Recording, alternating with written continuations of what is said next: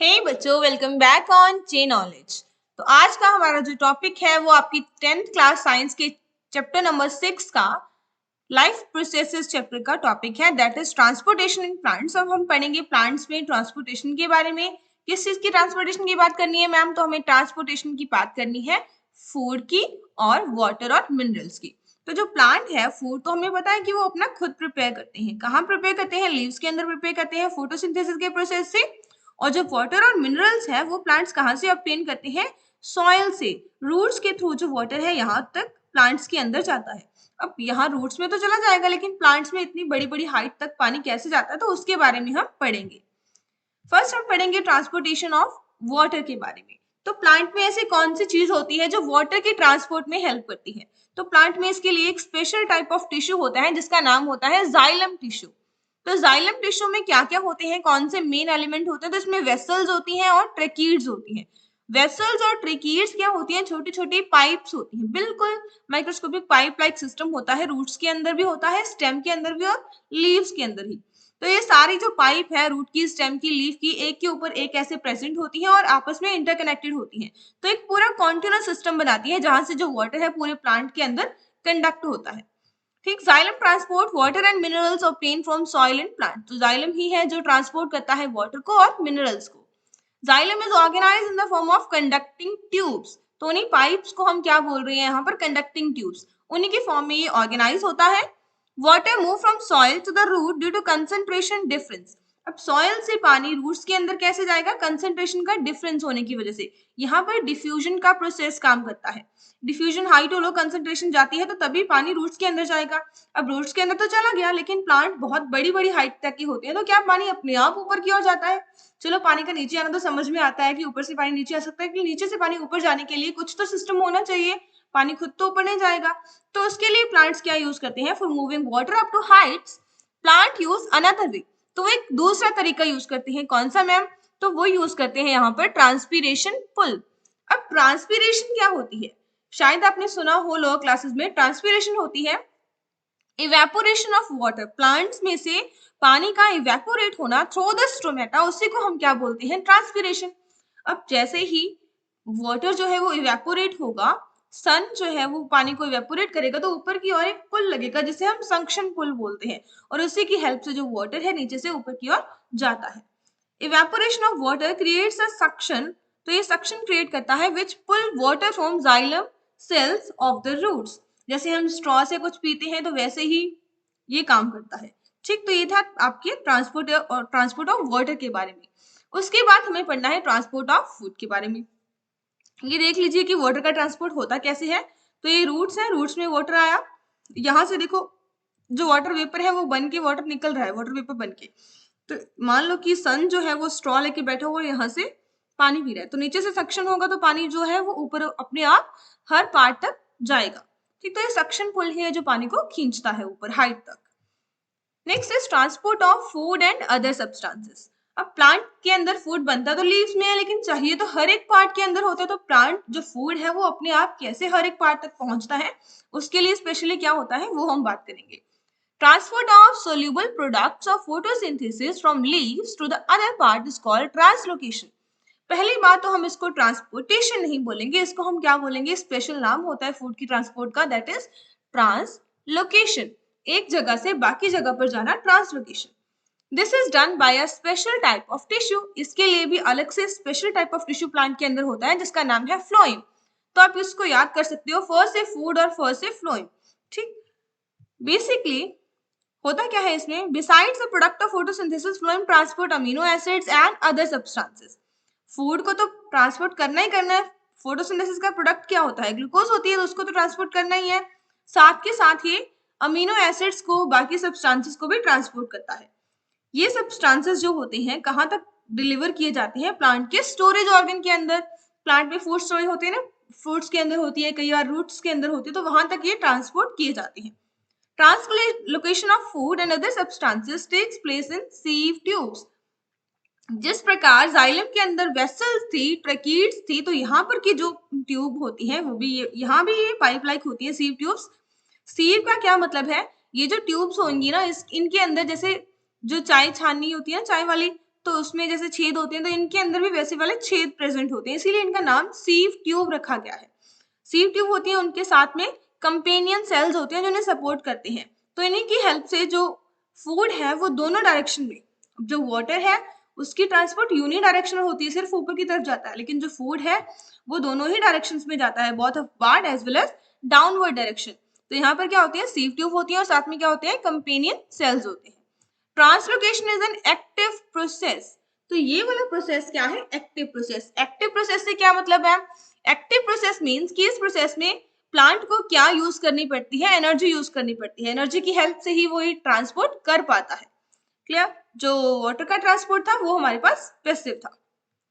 Next is excretion in human being. तो human beings में हमने डाइजेशन वाला चैप्टर कर लिया था, हमने रेस्पिरेशन कर लिया, हमने सर्कुलेटरी सिस्टम कर लिया। तो आज ये लास्ट टॉपिक बचा है ह्यूमन का एक्सक्रीशन सिस्टम, और उसके बारे में पढ़ेंगे। अब बेसिकली एक्सक्रीशन होता क्या है, biological process of removal of nitrogenous metabolic waste from the body is called excretion. Body में जो भी नाइट्रोजनस वेस्ट बनते हैं लाइक यूरिया है, तो उसको बॉडी से रिमूव करना, उसी प्रोसेस को हम क्या बोलते हैं, एक्सक्रीशन बोलते हैं। तो ह्यूमन में एक्सक्रीटरी ऑर्गन कौन सा होता है मैम, तो हमारे अंदर एक्सक्रीटरी ऑर्गन होती है किडनीज। एक्सक्रीटरी सिस्टम के पार्ट्स कौन कौन से होते हैं, अ पेयर ऑफ किडनीज, दो तो हमारे अंदर क्या प्रेजेंट होती हैं, किडनीज प्रेजेंट होती हैं, अ पेयर ऑफ यूरेटर। अब इन किडनी से जो पाइप है, ये वाले येलो कलर की जो आपको पाइप दिख रही है, ये क्या है, यूरेटर। ये भी क्या है, दो है, तो पेयर ऑफ यूरेटर प्रेजेंट होती है। आ यूरिनरी ब्लैडर, एक क्या होता है, यूरिनरी ब्लैडर होता है, यहाँ पे आपका सिंगल होता है, अ यूरेथ्रा, और लास्ट ओपनिंग जो होती है जहां से यूरिन पास होता है, दैट इज यूरेथ्रा। तो ये पार्ट्स हैं आपकी एक्सक्रीटरी सिस्टम के। अब किडनी में जिस प्रकार से हमने लंग्स किया था, लंग्स के अंदर हमने पढ़ा था कि जो एल्वियोली होती है वो उसकी क्या होती है, फंक्शनल यूनिट, मेन काम जो होता है वहीं पर होता है। उसी प्रकार किडनी के अंदर भी एक फंक्शनल यूनिट होती है जिसका नाम है नेफ्रॉन्स। उनके बारे में हम फर्दर पढ़ेंगे, तो वो यहाँ पर क्या करते हैं, मेन काम करते हैं। तो चलो पहले समझ लेते हैं कि एक्सक्रीटरी सिस्टम कैसे काम करता है। तो यहाँ पर क्या होता है, मेनली किडनी का फंक्शन क्या होता है, जो ब्लड आता है उसको फिल्टर करना। उसके अंदर जैसे कई सारे वेस्ट होते हैं, एक तो CO2 होता है, वो तो रिमूव हो जाता है, बाकी जो नाइट्रोजनस वेस्ट होते हैं उनको रिमूव करने का काम करती है किडनी। तो ब्लड यहाँ से किडनी के अंदर एंटर करेगा, और किडनी में क्या होंगे, बहुत सारे नेफ्रॉन्स, मिलियंस ऑफ नेफ्रॉन्स होते हैं, और नेफ्रॉन्स का काम यही होता है कि जब भी ब्लड नेफ्रॉन में से पास करेगा, नेफ्रॉन उनमें से जो जरूरी चीजें हैं ब्लड के अंदर से, उन चीजों को दोबारा से अब्सॉर्ब करके ब्लड में भेजते हैं, जो साफ ब्लड होता है। और जो भी चीजें वेस्ट होती हैं वो आगे की आगे ट्रांसपोर्ट होती है, लास्ट में फिर यूरेटर में आ जाती है, यूरेटर से यूरिनरी ब्लैडर, और फिर बॉडी से रिमूव हो जाती है। सो इस प्रकार हमारा जो एक्सक्रीटरी सिस्टम है वो काम करता है। यहाँ एक आपको येलो कलर के दिख रहे होंगे, ये क्या है, एडर्नल ग्लैंड्स है। ये हम आगे एक चैप्टर में पढ़ेंगे। तो एडर्नल ग्लैंड्स का काम क्या होता है, यहाँ से एक हार्मोन रिलीज होता है एडर्नलिन, जो हमें हेल्प करता है इमरजेंसी सिचुएशन से डील करने में। तो ये वहां काम करते हैं, ठीक। और किडनी के अंदर जो ब्लड लेके आने का काम करती है वो रीनल वेन करती है, और ब्लड लेके जाने का काम कौन करती है, वेना केवा करती है, ठीक। ये इम्प्योर ब्लड को लेके आती है, ये प्योर ब्लड को लेके जाती है। जिस प्रकार हमने लंग्स के अंदर पल्मोनरी वेन और पल्मोनरी आर्टरीज पढ़ी थी, उसी प्रकार यहाँ से रीनल वेन और रीनल आर्टरीज काम करती है। देखते हैं किडनी क्या होती है। हमारे अंदर पेयर ऑफ किडनी प्रेजेंट होता है, तो किडनी का काम क्या है, to filter out nitrogenous waste product from the blood. कौन से प्रोडक्ट होते हैं, यूरिया होता है और यूरिक एसिड होता है। Each kidney has large number of filtration unit called nephrons. हमने ऑलरेडी बात कर ली है कि हर एक किडनी के अंदर मिलियंस ऑफ क्या होती हैं, नेफ्रॉन्स होती हैं, जो फिल्ट्रेशन का काम करती हैं। यूरेटर्स क्या है, urine from the kidney enter a long tube called ureter. अब जो भी यूरिन बनता है, सही चीजें जो होती हैं वो वापस से ब्लड में भेज दी जाती है, और जो फिल्ट्रेट बचता है, यूरिन बचता है, वो आगे यूरेटर्स में आ जाता है, which connect the kidney with the urinary bladder. Ureter क्या करते हैं, किडनी को किससे कनेक्ट करते हैं, यूरिनरी ब्लैडर से कनेक्ट करते हैं। यूरिनरी ब्लैडर क्या होता है, ये एक बैग लाइक स्ट्रक्चर है। यहाँ पर ना जो यूरिन है वो एक टाइम के लिए स्टोर होता है, जब तक कि हमें अर्ज नहीं होती उसको पास आउट करने की। Urine is stored in urinary bladder temporarily. Bladder is a muscular part. यहाँ पर क्या होती है, कुछ मसल्स होती हैं जिन्हें कौन कंट्रोल करता है, नर्वस सिस्टम जो है वो कंट्रोल करता है। So they are under nervous control, ठीक। तो हमारा कंट्रोल होता है उस चीज के ऊपर। देन यूरेथ्रा क्या है, urine stored in urinary bladder is then pass out through the urethra. तो जो भी यूरिन स्टोर होगा, जो पास आउट होगा, तो वो कहां से होगा, यूरेथ्रा से। ये लास्ट ओपनिंग होती है एक्सक्रीटरी सिस्टम की। तो ये मेन पार्ट है ह्यूमन एक्सक्रीटरी सिस्टम के। अब एक चीज बची है हमारी, वो है नेफ्रॉन। तो नेफ्रॉन के बारे में जान लेते हैं कि नेफ्रॉन कैसा होता है। एक किडनी के अंदर बहुत सारे नेफ्रॉन्स होते हैं, ये आपको याद रखना है। क्या होता है नेफ्रॉन में, पहले देख लो स्ट्रक्चर अच्छे से ध्यान से। तो यहाँ पर क्या है, जो भी आर्टरीज आती हैं, आर्टरीज जो है ब्लड लेके आती हैं, तो सारी आर्टरीज आगे जाकर कैपिलरीज में डिवाइड हो जाती है। उन कैपिलरीज का एक गुच्छा सा बन जाता है, क्लस्टर सा, जिसे हम क्या बोलते हैं यहाँ पर, ग्लोमेरुलस बोलते हैं। तो ये क्या है, ग्लोमेरुलस है, और इसके आसपास ये कप लाइक शेप लाइक जो स्ट्रक्चर है कप की शेप का, इसे हम बोमेन्स कैप्सूल बोलते हैं। तो ये बाउमेन्स कैप्सूल है। उसके बाद यहाँ से निकलती है रीनल टिब्यूल। तो ये सारी जो यू शेप आपको दिख रही है, ये रीनल टिब्यूल है। इसके 3 पार्ट्स होते हैं। कौन कौन से? फर्स्ट जहां से ये अराइज होती है वो होता है प्रॉक्सिमल कॉन्वोलेटेड टिब्यूल, पीसीटी। उसके बाद ये जो यू शेप आप देख रहे हो हेयर पिन लाइक, इसे हम लूप ऑफ हेनलेस बोलते हैं। और उसके बाद ये जो लास्ट पार्ट है रीनल टिब्यूल का, इसे हम डीसीटी बोलते हैं, that is distal convoluted tubule. और फिर ये ओपन कहाँ होती है, कलेक्टिंग डक्ट के अंदर ओपन होती है। और ये कलेक्टिंग डक्ट फर्दर किसको ज्वाइन कर लेती है, यूरेटर्स को ज्वाइन कर लेती है। ठीक, इतनी बात क्लियर। अब यहाँ पे जो ब्लड आया ग्लोमेरुलस के अंदर, तो जो मेन अब्जॉर्प्शन है अमीनो एसिड्स की या बाकी ग्लूकोज की, प्रोटीन्स की, वो सारी जो मेन अब्जॉर्प्शन है वो यहाँ पर हो जाती है ग्लोमेरुलस के अंदर। उसके बाद जो है ब्लड कहाँ जाता है, पीसीटी में जाता है। थोड़ी बहुत अब्जॉर्प्शन यहाँ पर हो जाती है, जरूरी जो सब्सटेंस होती हैं ब्लड के अंदर से वो अब्जॉर्ब कर लिए जाते हैं। अब जो फ्लूइड सा है वो कहाँ आता है, इस लूप ऑफ हेनले के अंदर आता है। तो इस लूप ऑफ हेनले में क्या चीज अब्जॉर्ब होती है, जो वाटर है, एक्सेस ऑफ जो वाटर है, वाटर को दोबारा से रीअब्जॉर्ब कर लिया जाता है। ठीक, और बाकी का जो फ्लूइड है उसे हम कहाँ पास कर देते हैं, इस कलेक्टिंग डक्ट के अंदर।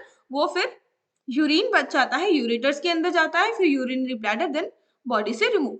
इस प्रकार जो हमारा ये नेफ्रॉन है ये काम करता है। सो नेफ्रॉन के कौन कौन से पार्ट होते हैं, ये 4 पार्ट होते हैं मेन। ग्लोमेरुलस होता है, then Bowman's capsule, then renal tubule, then collecting duct. Glomerulus is a cluster of thin wall capillaries. हमने यहाँ देख लिया कि बहुत सारी छोटी छोटी कैपिलरीज होती हैं, उसी का एक गुच्छा सा, एक क्लस्टर सा बना होता है। This cluster is present in an cup shape structure known as Bowman's capsule. और ये कप शेप स्ट्रक्चर में प्रेजेंट होता है, जिसे हम क्या बोलते हैं, बाउमेन कैप्सूल बोलते हैं। ग्लोमेरुलस का काम क्या होता है, ब्लड को फिल्टर करना। ये कैसे काम करता है, it allows smaller molecule faced and fluid to pass into renal tubule. छोटे छोटे मॉलिक्यूल्स को तो ये यहाँ से बाउमेन कैप्सूल से होकर रीनल टिब्यूल में भेज देता है। जो बड़े प्रोटीन वगैरह होती है वो ब्लड के अंदर ही रह जाती है। Reabsorption of water and some minerals takes place in the loop of Henle। और इस हेनले लूप में क्या होती है, वाटर और मिनरल्स की जो बाकी जो बच जाता है कुछ भी उसमें यूजफुल सब्सटेंस, तो उसको दोबारा से अब्सॉर्ब कर लिया जाता है ब्लड के अंदर।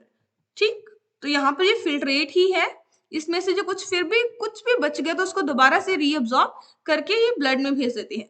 सिर्फ वेस्ट ही बचता है एंड के अंदर। उसके बाद क्या है, urine is then sent to the collecting duct. और कलेक्टिंग डक्ट कहाँ ओपन होती है, यूरेटर्स के अंदर। तो यहाँ पर आपका लाइफ प्रोसेस वाला चैप्टर होता है फिनिश। आई होप कि आपको सारा समझ में आया होगा। इसकी और वीडियोस देखने के लिए आप 10th साइंस न्यू वाली जो प्लेलिस्ट है, प्लेलिस्ट सेक्शन के अंदर वहां पर विजिट कर सकते हैं। Thank you so much for watching. Please do like and share and subscribe my channel.